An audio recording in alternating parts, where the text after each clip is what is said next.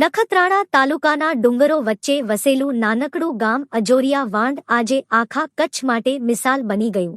ગામની શાંતિ ભરખવા આવેલા મીઠા ભરેલા મહાકાય ટ્રેલરોને ગામલોકોએ એક થઈને પાછા કાઢી મૂક્યા. આ ટ્રેલરો દિવસરાત દોડે છે.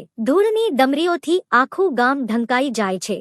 નાના છોકરાના ફેફસા બગડે છે. વૃદ્ધોને શ્વાસ લેવો ભારે પડે છે. રસ્તા તૂટી ગયા છે. અકસ્માતનો ડર માથે તોળાય છે. આ ટ્રેલરો ગામ માટે યમદૂત બની ગયા હતા. આજે ગામના આગેવાનો, યુવાનો બધા એક થયા. હાથમાં કંઈ નહોતું, પણ હિંમત આસમાન જેવડી હતી. સૌએ રસ્તા પર ઊભા રહીને ટ્રેલરોને રોક્યા અને ચોખ્ખું સંભળાવી દીધું કે અમારા ગામની માટીમાંથી પસાર થવું હોય તો અમારી જિંદગીની કિંમત ચૂકવવી પડશે. ગ્રામજનોની એકતાએ ટ્રેલર ચાલકોને ઝૂકવું પડ્યું. બધા ટ્રેલર પાછા ફર્યા. ગામલોકોએ કહ્યું કે અમારા બાળકોના શ્વાસ અમે કોઈ કિંમતે વેચાવા નહીં દઈએ. વિકાસ જોઈએ પણ વિનાશની કિંમતે નહીં. તંત્ર સુધી ચેતવણી પહોંચી ગઈ છે કે હવે જો કાયદેસર રસ્તો અને સુરક્ષા વગર આ યમદૂત ટ્રેલરો ગામમાં ઘૂસ્યા તો ગામ આખું રસ્તા પર ઉતરી જશે.